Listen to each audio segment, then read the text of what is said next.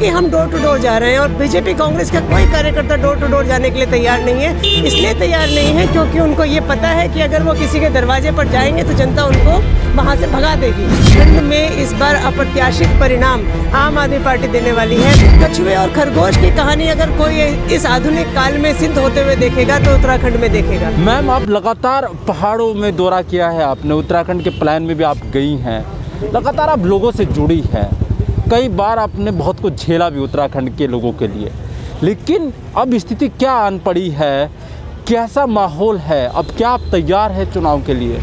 देखिए, आम आदमी पार्टी पूरी तरह से चुनाव के लिए तैयार है। हाँ। और आम आदमी पार्टी का एक एक वॉलंटियर, हाँ। एक एक कार्यकर्ता उत्तराखंड के पहाड़ों की, उत्तराखंड के घाटियों की उसने खाक छानी है। एक एक व्यक्ति के पास हम आम आदमी पार्टी के जो कार्यकर्ता हैं वो पहुंच रहे हैं। हाँ। चाहे वो नेतागण हैं, चाहे वो गांव में रहने वाले लोग हैं, चाहे वो बस्ती में रहने वाले लोग हैं।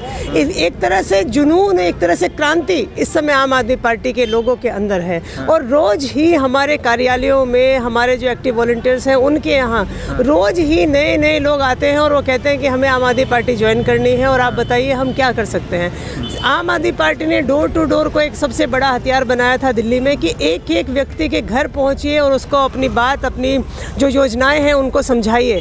कई बार हम लोग जैसे जाते हैं तो कुछ लोग बहुत पॉजिटिव रिस्पॉन्स करते हैं, कई बार कुछ हल्का सा नेगेटिव होते हैं। हम उनके यहाँ बैठते हैं, चाय पीते हैं, आधा घंटा, एक घंटा, जब तक उसको हमारी बात समझ में नहीं आती हम उसको बताने का प्रयास करते हैं कि दिल्ली में आम आदमी पार्टी ने क्या किया और उत्तराखंड में हम लोग क्या मॉडल लेके आए हैं। आप देखिएगा कि उत्तराखंड में इस बार अप्रत्याशित परिणाम आम आदमी पार्टी देने वाली है।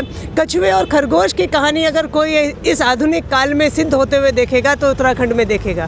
कांग्रेस और बीजेपी दोनों पार्टियां ये कहती हैं कि आम आदमी पार्टी कहीं नहीं है, सर्वे में कहीं नहीं है। हम उनकी बातों को सुनते हैं और चुपचाप उनकी बातों को अपने मन में रख लेते हैं क्योंकि हमें पता है कि उत्तराखंड की जनता जो है इस बार बदलाव के मूड में है, क्योंकि हम डोर टू डोर जा रहे हैं और बीजेपी कांग्रेस का कोई कार्यकर्ता डोर टू डोर जाने के लिए तैयार नहीं है। इसलिए तैयार नहीं है क्योंकि उनको ये पता है कि अगर वो किसी के दरवाजे पर जाएंगे तो जनता उनको वहाँ से भगा देगी। इनफैक्ट कितनी जगह, कितनी बस्तियों में, कितने लोगों ने, कितने कॉलोनीज में ये कहा है कि हम कांग्रेस और बीजेपी वालों को अपनी कॉलोनी में इस बार घुसने नहीं देंगे। तो ये हालात इस समय उत्तराखंड में कांग्रेस और बीजेपी के हैं। तो मैं समझती हूँ कि उत्तराखंड की जनता के सामने एक बहुत ही बेहतरीन विकल्प आम आदमी पार्टी और बहुत ही बेहतरीन मौका 2022 का चुनाव है। जनता हाथों हाथ आम आदमी पार्टी को ले रही है और हमारी सरकार प्रचंड बहुमत के साथ उत्तराखंड में जरूर बनेगी। अच्छा, महिलाओं से आप लगातार मिलती है, महिलाओं के घरों में जा रही है, तो जो 1000 रुपये की जो घोषणा आपकी पार्टी ने की है, क्या उसका असर पड़ रहा है मैम? मैं कहती हूँ ये क्वेश्चन तो आप, ये जो आम महिलाएं हमारे साथ हैं, आप इनसे पूछिए। 1000 रुपये एक महिला, वो घरेलू महिला जो कहीं बेचारी नौकरी करने नहीं जाती, जो बहुत सामान्य परिवारों से आती हैं, उनके लिए उनका भाई अगर 1000 रुपये महीना अपनी बहन को एक तरह से अपना, उनको जो सम्मान देना चाहता है, तो उस सम्मान से मैं समझती हूँ उत्तराखंड की हर महिला बहुत अभिभूत है।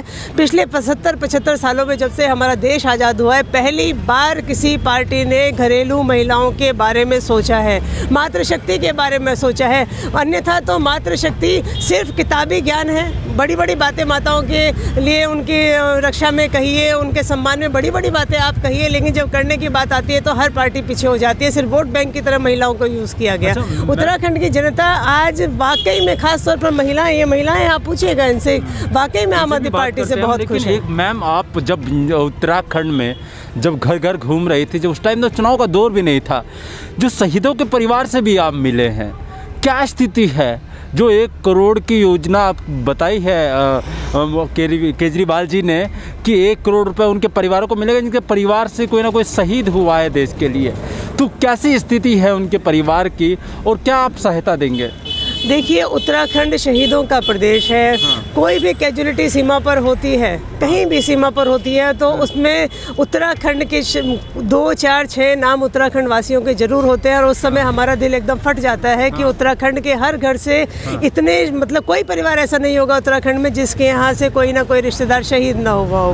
तो आम आदमी पार्टी उत्तराखंड की इस भूमि को, इस देवभूमि को, इस तपोभूमि को नमन करती है और जितने हमारे शहीद परिवार हैं, ईश्वर ना करे कि हमारे और सैनिक शहीद हो, लेकिन अगर कोई परिवार में कोई शहीद होता है तो आम आदमी पार्टी सम्मान के रूप में 1 करोड़ रुपए की राशि उस परिवार के चरणों में रखना चाहती है, ताकि देखिए हम शहीदों को तो वापस नहीं ला सकते, हम अपने देश में मरने वाले रणबांकुरों को वापस नहीं ला सकते, लेकिन उन्होंने जो इस देश के लिए किया है तो हमारा ऋण हो जाता है कि हम उस ऋण को एक सम्मान राशि के रूप में थोड़ा बहुत चुकाने का प्रयास करें, ताकि उनका जो परिवार है उसको किसी तरह की आर्थिक प्रॉब्लम ना आए।